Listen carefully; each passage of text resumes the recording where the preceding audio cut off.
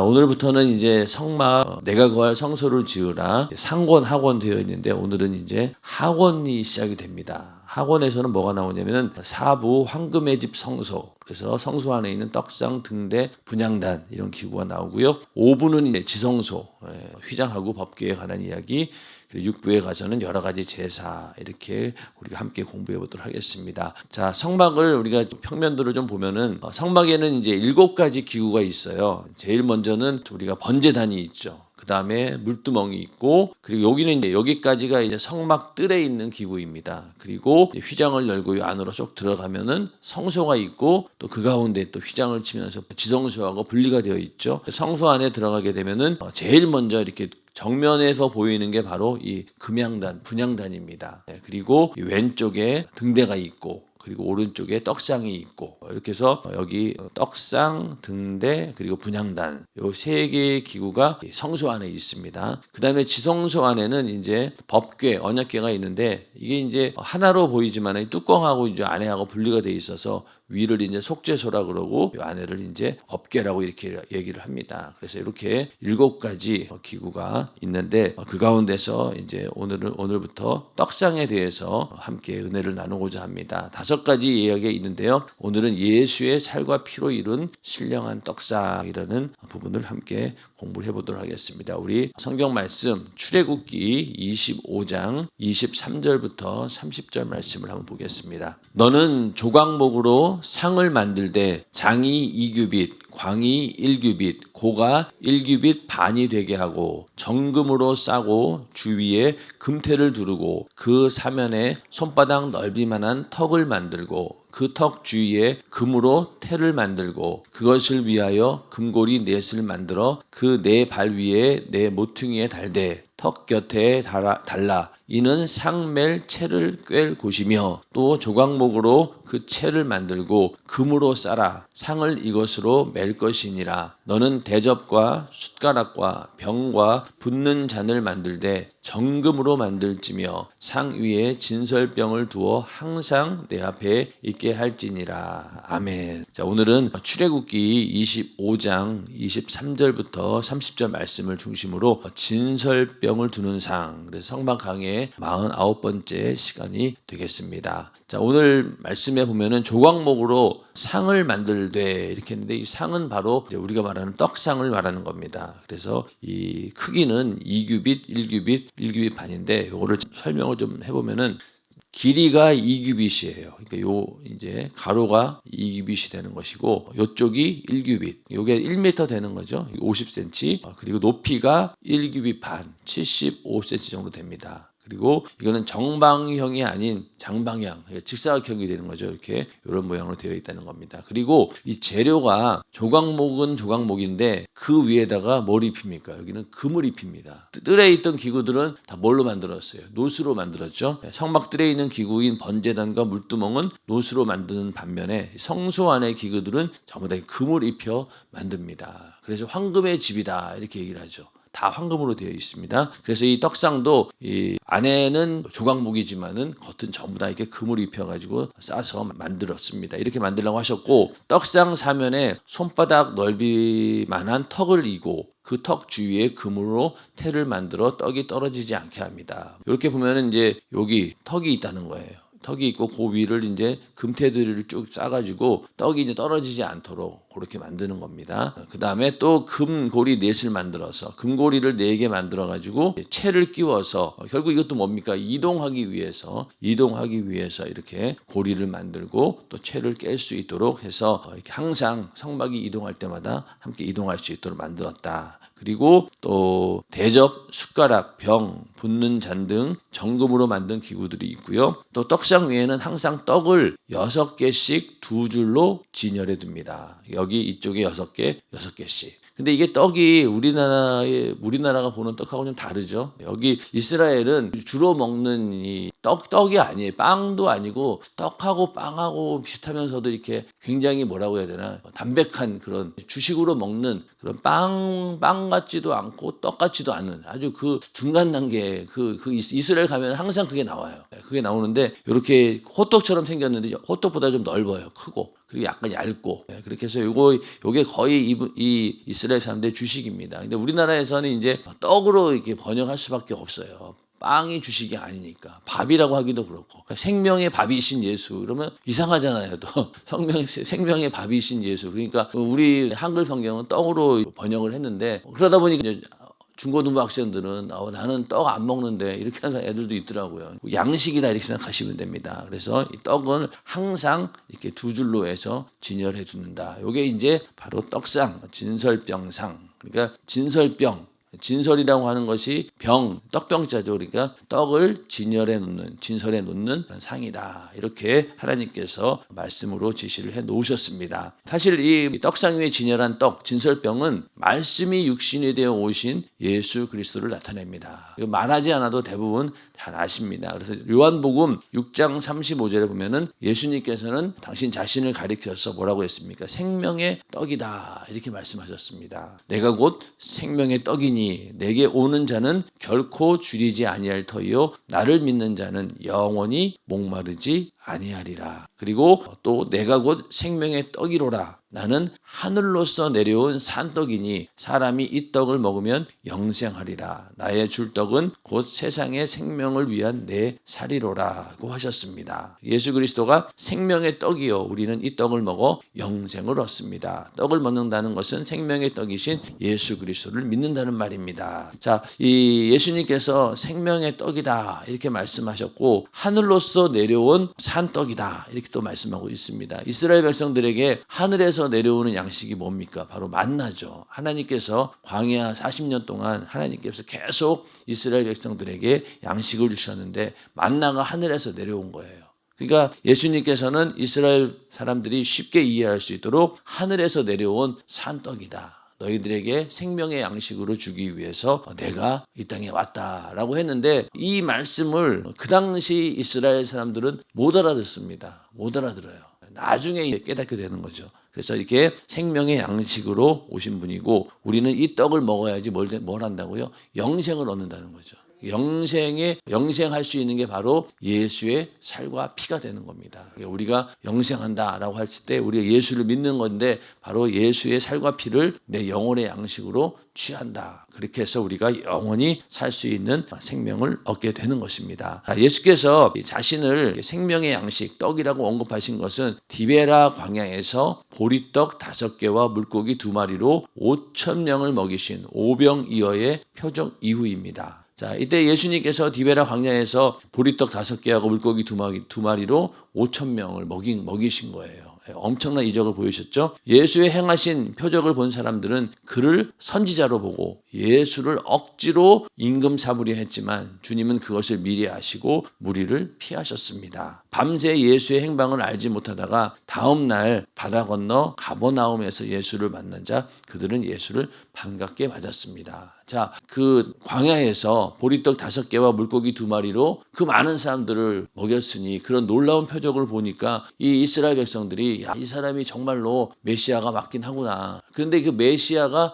어떤 메시아로 알았습니까? 자기들에게 양식을 주는, 먹을 것을 주는, 먹고 사는 문제를 해결해 주는 그런 분으로 알고 이분을 우리가 왕으로 모시면은 로마의 압제로부터 이스라엘을 독립할 수도 있고 또 우리가 먹고 사는 일에 정말로 풍요롭게 살 수 있겠구나라는 그런 생각을 가지고 예수를 막 억지로 임금 삼으려 했다는 거예요. 그래서 예수님께서는 이런 것들을 아시고 일부러 피하신 거예요. 자, 오늘날도 우리가 만약에 예수를 이렇게 억지로 임금 삼아서 나의 문제를 해결해 주시는 분, 또 내가 잘 먹고 잘 살기 위해서 필요한 분, 이런 식으로 예수를 오해하고 억지로 임금 삼는 일이 오늘날 우리에게도 있어요. 우리는 절대로 예수 그리스도를 그런 분으로 대우해서는 안 됩니다. 우리에게 영생을 주기 위해서 자신의 살과 피를 찢어서 흘려서 우리에게 주신 분이고 그 목적이 바로 우리가 영생하기 위한 것인데 만약에 우리가 그 영생하고자 하는 그런 목적은 잃어버리고 예수를 붙잡고 육신의 문제나 해결해주고 내가 이 땅에 살아가는데 하나의 도구로 막 사용하려고 하는 그런 의도가 오늘날에도 있다는 거예요.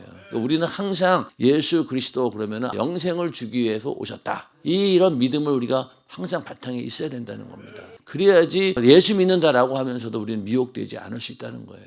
오늘은 얼마나 많은 사람들이 예수를 믿는 목적이 전혀 엉뚱한 데 있어요. 영생은 그냥 당연히 죽으면은 주시는 거겠지. 그건 당연한 거고, 그래, 그거는 일단 제껴놓고 난 이걸 원해. 하나님 나에게 나는 이런 걸 바랍니다라고 내가 원하는 것들을 자꾸만 만들어서 그걸 가지고 여기서 이제 억지로 임금 삼으려 하는 것처럼. 그럼 어떻게 한다고 그랬어요? 예수님이 도망가신다 그랬잖아요. 오늘날도 우리가 만약에 이런 식으로 예수를 대한다라고 하면 예수님께서 도망가시잖아요. 절대로 우리는 도망가서는 안 되고 오히려 나와 마음이 합해야 되는 거죠. 그래서 주님의 뜻을 우리가 따라야 된다는 겁니다. 영생을 주러 오신 분한테 자꾸만 딴 거를 구하니까 이게 핀트가 안 맞는 거예요. 그러니 평생 교회 다니고 신앙생활 한다라고 하면서도 하나님의 진정한 의도와 목적을 모르고 이 땅에 오신 이유도 모르고 이렇게 엉뚱하게 예수를 억지로 임금 삼으려고 하는 그런 모습이 오늘날 우리에게 있다는 겁니다. 우리는 절대로 예수를 그런 분이 아니라 영생을 주기 위해서 오신 분이다. 그래서 우리의 신앙생활의 목적이 바로 영혼의 때의 부유를 위해서 부활의 소망을 가지고 사는 것, 이것이 바로 우리의 믿음이고 또 그런 믿음을 가지시기를 주님의 이름으로 축원합니다. 밤새 예수님의 행방을 알지 못하다가 바다 건너 가버나움에서 예수를 만난 거예요. 예수님께서 바다를 건너 가신 거죠. 그러면 얼마나 반가웠겠어요. 밤새 찾았는데. 그래서 이제 막 왕으로 추대하려고 하니까 예수님께서 너희가 나를 찾는 것은 표적을 본 까닭이 아니요 떡을 먹고 배부른 까닭이로다. 그러니까 그것 때문에 나를 찾았구나. 썩는 양식을 위하여 일하지 말고 영생하도록 있는 양식을 위하여 하라. 고 말씀하시면서 자신이 생명의 떡이요 자신의 살과 피를 먹고 마셔야 한다고 하셨습니다. 우리는 이 말을 이해하지 못했고 결국 많은 사람이 그의 곁을 떠나고 말았습니다. 자, 처음에 오병이어의 이적을 봤을 때는 엄청 흥분됐겠죠. 근데 만약에 거기서 예수님께서 이런 말씀을 하셨다라고 하면은 아마 그 분위기에 도취돼 가지고 이거 받아들일 수도 있을 것 같아요. 그럼 아멘 하면서. 근데 이제 한번 밤이 지나고 나서 이제 이 사람들도 정신을 차릴 때가 된 거예요. 그러니까 예수님께 이렇게 말씀하니까 어떻습니까? 이 말을 이해하지 못했고 결국 많은 사람이 그의 곁을 떠나고 말았습니다. 많은 사람이라고 하는 것은요, 성경에 보면은 제자들이었어요. 12제자뿐만이 아니라 예수님을 계속 따라다니던 그런 제자들이 있었어요. 근데 그 제자들 중에서도 이 말씀을 이해하지 못한 거예요. 내가 바로 너희를 위한 생명의 양식이다. 나를 먹고 마셔라. 이러니까 이게 도대체 뭐야? 자기를 죽여서 먹으라는 게 사람을 어떻게 살을 찢어서 먹나? 피를 흘리나? 이러면서 전혀 이 말씀을 이해하지 못하고 결국은 그의 곁을 떠나고 말았습니다. 오늘날도 마찬가지죠. 예수에 대해서 실상을 얘기해주고 예수님께서 이 땅에 오신 목적을 얘기해주면은 그걸 그 말씀을 듣고 거기에 나를 맞추면 되는데 나는 받아들일 수 없어. 내가 알고 있는 예수는 그렇지 않아. 그러고 예수의 곁을 떠나는 그런 사람들이 얼마나 많이 있습니까? 우리는 아까 말씀드린 것처럼 분명히 예수님께서는 자신의 살과 피를 우리에게 영생하는 양식으로 주기 위해서 오신 분입니다. 그래서 썩는 양식을 위하여 일하지 말고 영생하도록 있는 양식을 위하여 우리가 일하라는 거예요. 그러니까 우리의 신앙생활이 어디에 있다고요? 영생하기 위해서. 거기에 있어야 되는 거예요. 우리 연세중앙교회가 참 복을 받았다라고 하는 것은 개척 이후로 지금까지 우리 신앙의 목적이 여기에 있다, 영생에 있다라는 사실을 변함없이 계속 말씀해 주신 거예요. 그 말씀을 계속 듣다 보니 우리들 속에도 신앙생활의 목적이 영생에 있다 보니 이 땅에서 돈이 많건 적건 잘 되건 안 되건 사업이 망하건 잘 되건 이런 거에 연연하지 않습니다. 그거는 그럴 수도 있지. 그러나 내가 가는 이 영생을 향해 가는 길에는 전혀 지장이 없다. 오히려 마귀 역사가 그걸 이용하죠. 사업도 안 되게 만들고 집안에 또 문제도 일으키고 별의별 일이 다 생기지만은 결국은 우리가 가는 최종 목적지 영생을 향해 가는 길에는 그런 것들이 제한사항이 될 수가 없는 거예요. 그렇게 신앙생활을 하다 보니 이제는 어지간한 것 가지고는 흔들리지가 않습니다. 왜? 소망이 여기 있기 때문에. 우리는 그 인생을 많은 사람들은 그냥 80년, 90년, 100세 인생 정도로 보고 자기 인생을 설계하지만 우리는 어떻습니까? 영원한 생명, 영원한 인생, 영원한 인생을 놓고 우리는 인생 설계를 해야 되는 거예요. 그러니 이 70년, 80년은 영원한 시간에 비하면은요, 이건 진짜 눈 깜짝할 사이도 안 되는 거죠. 엄마 뱃속에 있을 때 10개월이잖아요. 10개월. 이게 이 안에 있는 아기 입장에서는 얼마나 긴 세월이었겠어요. 와, 10개월이 이렇게 길었구나. 근데 막상 세상에 툭 나와보니까 어때요? 이게 또 다른 세상이 있고, 여기는 이 10개월이 아니네. 한 7, 80년 사네. 근데 우리도 육신의 때가 끝나고 나서 영생의 시간으로 딱 들어가면 어때요? 그거는 지금의 이 시간은요, 정말 엄마 뱃속에 있던 10개월보다 훨씬 짧은 시간인 거예요. 그러니 정말로 지혜로운 자라 한다라고 하면은 영생을 위해서, 그 영혼의 때를 위해서 준비하는 것이 너무나 당연한 것이죠. 우리도 지금까지 들은 말씀대로 영혼의 때를 위해서 준비하고 신앙생활이 그 바로 영혼의 때를 위한 그 목적에 있기를 주님의 이름으로 축원합니다. 안 그러면요, 예수 버리고 떠날 수밖에 없어요. 네. 안 그러면 예수께서 탄생하신 곳의 지명인 베들레헴의 원뜻은 떡집입니다. 이게 참 신기하죠. 이런 게 이제 하나님께서 아주 이 말씀을 통해서 정밀하게 이렇게 계획해 놓으신 건데, 베들레헴이라고 하는 그 원어의 뜻이 떡집이에요. 그러니까 거기서 뭐가 나왔어요? 베들레헴에서 예수님께서 성탄하셨잖아요. 그래서 예수 그리스도는 하나님의 아들이지만 사람의 육체를 입고 오신 분입니다. 하나님의 아들이 육신을 입고 오셨다는 것만 해도 놀라운 일인데, 그런 분이 탄생하신 곳이 초라한 말구유였습니다. 말구유에 누인 예수는 육신을 입고 죽으러 오셨기에 인류가 먹을 생명의 양식으로 오셨다는 것을 의미합니다. 자, 예수님께서 말구유에서 태어나셨어요. 성탄하셨어요. 그러면은 말구유에 놓였다는 건 뭐예요? 짐승의 먹이가 됐다는 거잖아요. 그러니까 그 짐승이 누굽니까, 그러면? 우리 인간인 거예요. 인간은 아담부터 죄로 타락한 인간, 영적으로 죽어 짐승과 같은 존재로 전락했습니다. 인간이 원래는 하나님께서 만든 피조물이고, 또 하나님께서 생기를 불어넣은 그런 생명, 영적인 존재고 하나님과 교제하던 그런 존재였는데, 죄를 짓게 되니까는 순간에 뭘로 됐다고요? 짐승과 같은 존재. 영이 죽어버렸으니까 육신만 가지고 살아가는 그런 존재가 됐다는 거예요. 그런 짐승과 같은 우리 인간들에게 말구유에 예수님이 오신 거예요. 그러니까 우리는 짐승이고 우리는 이제 예수님을 먹어야 되는 거예요. 신령한 양식으로. 그러기 위해서 예수님께서 오셨다는 겁니다. 예수께서는 이런 인간들에게 자신의 살과 피를 주어서 먹게 하심으로 영원히 살게 하신 것입니다. 이것이 예수 그리스도의 성탄입니다. 그러니까 우리는 짐승 같은 죄로 인해서 이 땅에 살다가 그냥 죽어서 또 영원한 지옥의 형벌을 받아야 되는 그런 죄였는데, 우리 인간들을 위해서 자신의 살과 피를 주기 위해서 이렇게 말구유에 예수님께서 성탄하셨다. 그래서 우리가 예수를 믿는 것은 이런 고백이 있어야 된다는 거죠. 나는 말구유 앞에 있는 짐승과 같은 인간입니다. 아멘. 그러나 말구유에 놓인 예수를 양식으로 먹어야만 살 수 있습니다. 지금까지는 영생하지 못할 것으로 배를 채웠지만 이제는 영원한 양식이 내 식탁 위에 차려졌습니다. 이 식탁을 주심을 감사합니다. 예수만이 내가 영원히 사는 신령한 떡입니다. 라고 말하는 고백과 같습니다. 이런 고백이 우리에게 있어야 된다는 거죠. 바로 내가 짐승과 같은 인간이었는데 이렇게 하나님께서 예수로 우리를 영생할 수 있도록 이렇게 신령한 잔치를, 또 신령한 식탁을 차려주셨구나. 우리는 감사함으로 예수의 살과 피를 우리의 양식으로 취하는 것입니다. 이처럼 성소의 떡상은 예수 그리스도를 예표합니다. 수천 년 전에 만들어진 성소 떡상이 하나님의 아들인 예수가 와서 죽으실 생명의 떡상이 될 줄을 누가 알았겠습니까? 또 그 예언이 오늘날 내 안에 이루어졌다는 것이 얼마나 경이로운 일입니까? 구약시대 사람들은 매일 이렇게 떡을 진설에 놓으면서도 이게 도대체 뭘까? 이거 그냥 제사장들 먹으라고 진열해 놓은 건가? 이러면서 희미하게 그 의미를 알았을 거예요. 도대체 뭘까? 그런데 이제 나중에 보니 하나님의 아들 예수 그리스도가 이 땅에 오시고, 그것도 우리의 신령한 양식이 되기 위해서 오셨다라는 사실, 그리고 그 놀라운 하나님의 역사가 누구에게 이루어졌다고요? 나에게 이루어졌다는 거예요. 나에게 이루어졌다는 거. 그래서 경이로운 일이다. 참 놀라운 일이다. 이렇게 우리는 고백할 수밖에 없다는 겁니다. 그래서 우리 안에 예수가 오셔서 우리 안에 생명의 떡상을 차려주시고 우리는 그것을 언제든지 신령한 양식으로 먹는 그런 축복받은 존재들입니다. 아멘. 자, 신령한 음료이신 예수 그리스도. 그러니까 이 떡상에는 또 이제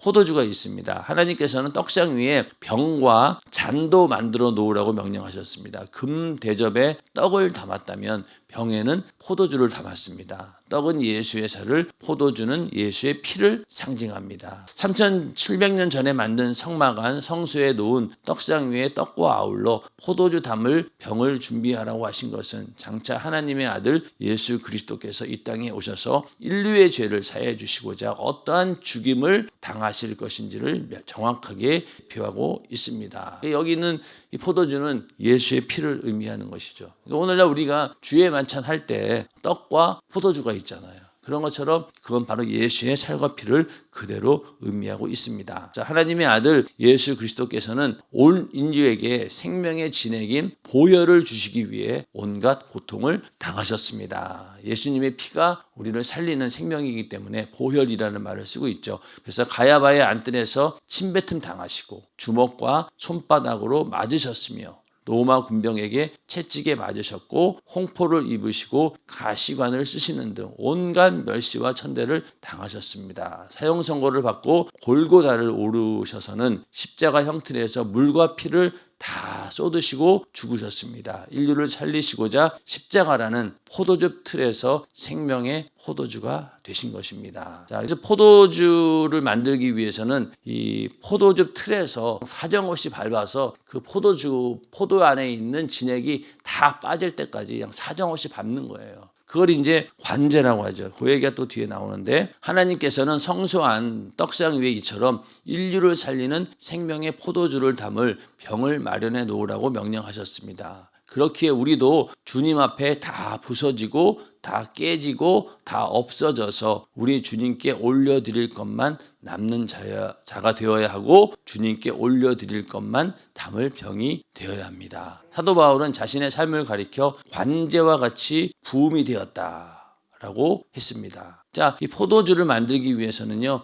이 관제와 같이 부음이 되었다. 이 관제는 구약시대의 제사에서 제물에 포도주나 술, 기름, 피 등을 붓는 의식을 말하는데 관제에 사용하는 포도주는 포도즙 틀에서 포도 껍질이 백지장처럼 될 때까지 액체를 다 짜냅니다. 사도 바울은 지금 그렇게 자신을 남김없이 다 쏟아내어 주님께 드린 바 되었다고 고백하고 있는 것입니다. 오늘날 교회의 일원인 우리도 자신의 모든 것을 아낌없이 주께 드려 피의 생명으로 주님과 함께 영원히 살아야 합니다. 이것이 우리의 믿음이요 신앙입니다. 자, 여기는 그림처럼 여기다 포도를 넣고요. 이렇게 발로 사정없이 밟습니다. 밟아가지고 포도의 그 아주 하얗게 될 때까지 즙을 다 짜내는 거예요. 그만큼 사도 바울은 관제와 같이 이렇게 자기의 모든 것들을 다 짜내서 주를 위해서 충성하고 또 복음을 전하는 일에 자기의 모든 인생들을 그렇게 살았다는 거예요.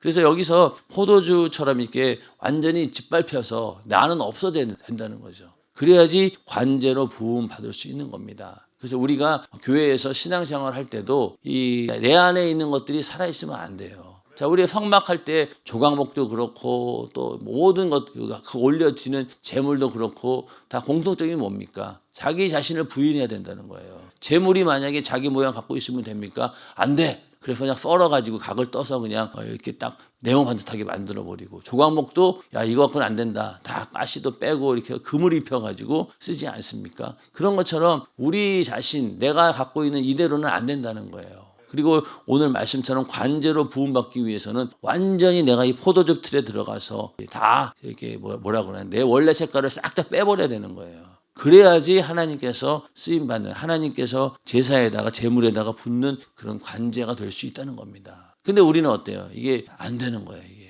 남아있어가지고 이 관제처럼 완전히 으깨져야 되는데 여전히 내가 남아있다 보니까 항상 하나님과 관계 속에서 문제가 생기고 또 교회에서 충성하는 일에 문제가 생기는 겁니다. 그래서 우리가 사도 바울의 고백처럼 내가 관제와 같이 부음이 되었다. 이게 얼마나 놀라운 고백입니까? 자기는 모든 것을 다 쏟았다는 거예요. 물론 그런 의미도 있지만 그 전에 나를 완전히 부인하고 그가 가지고 있던 지식이라든가 배경이라든가 하나님 앞에 정말로 자기가 예전에는 의로 여겼던 모든 것들을 싹 다 포도즙에 틀에 넣어가지고 완전히 으깨가지고 포도주를 만든 것처럼 그렇게 자기 자신을 완전히 버렸다는 겁니다. 그래야지만이 하나님께서 귀하게 쓰신다는 거예요. 하나님께 귀하게 쓰임받기를 원하십니까? 그렇다라고 하면은요, 완전히 깨져버려야 돼요.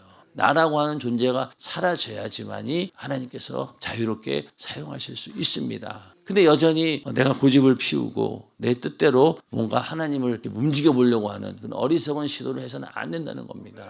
그래서 우리가 먼 곳에 있는 게 아니에요. 우리는 하나님의 뜻이 굉장히 어느 날 기도 오랫동안 기도하면 하나님의 뜻을 알려주는 그게 아니에요. 하나님의 뜻은 성경 말씀에 그대로 있고 또 성령의 감독자가 하는 강단에서 떨어지는 그 말씀이 곧 하나님의 뜻이라고 보시면 돼요. 근데 그게 어떨 때는 내 기준하고 맞지 않아요.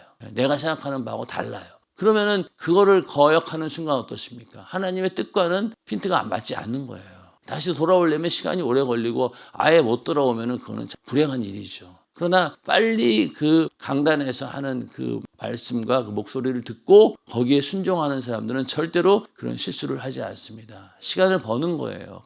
순종하면은 따라만 가면은 일단은 무조건 내 영혼의 때 유익입니다. 왜냐? 지금 담임 목사님은 기도하는 목사님이시고 오랫동안 지금까지 목회를 해오면서 어떻습니까? 38년의 세월 동안 다 검증을 많이 된 거예요. 얼마나 많은 오해들이 있었겠어요.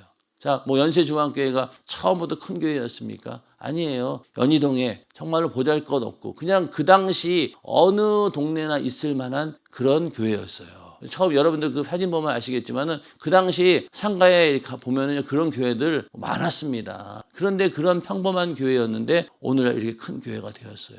그동안 얼마나 많은 일들이 있었겠습니까? 그런데 그런 일들을 다 세월이 지나고 보니 담임 목사님이 하셨던 이야기가 맞았구나. 그걸 이제 검증이 된 거예요. 그 검증이 되었기 때문에 이제는 담임 목사님의 말에 절대적으로 순종합니다. 그러니까 그만큼 시간을 벌 수 있다는 거예요.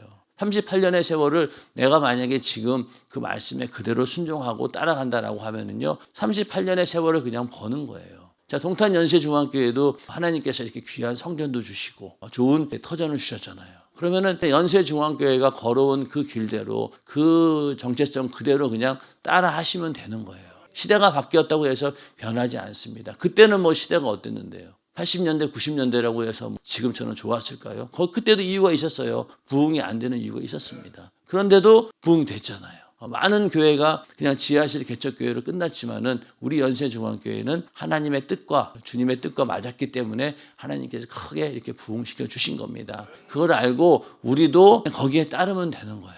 안 따를 때부터 복잡해지는 겁니다. 시험 드는 게 왜 그렇겠어요? 이게 서로 안 맞으니까 내 속이 복잡하니까 그걸 견디지 못하고 떨어져 나가는 거예요. 그러니까 그런 것들을 싹 버리고 그냥 순종하면 되는 일입니다. 그러면은 나중에 시간이 지나고 보면은 내가 그렇게 선택하기를 정말로 잘했구나라는 그런 고백이 나온다는 겁니다. 그래서 오늘 우리 떡상을 시작하면서 하나님 앞에 내가 하나님께서 주신 우리 생명의 양식, 예수의 살과 피를 우리가 생명으로 먹고 마시는데 예수님께서 그렇게 우리에게 생명의 양식으로 주기 위해서 어떻게 하셨어요? 자신의 살을 찢고 또 피를 흘려서 그 대가, 그 값을 지불하고 우리에게 그 생명의 양식을 주신 겁니다. 그러니까 우리도 마찬가지로 이제 내가 그 예수의 살과 피의 생명으로 산다라고 하면은 나도 예수님과 똑같은 그런 고난에 우리가 기꺼이 동참하고 나도 목숨을 내어놓고 죽을지라도 내가 주님과 함께 하겠습니다. 라는 그런 삶을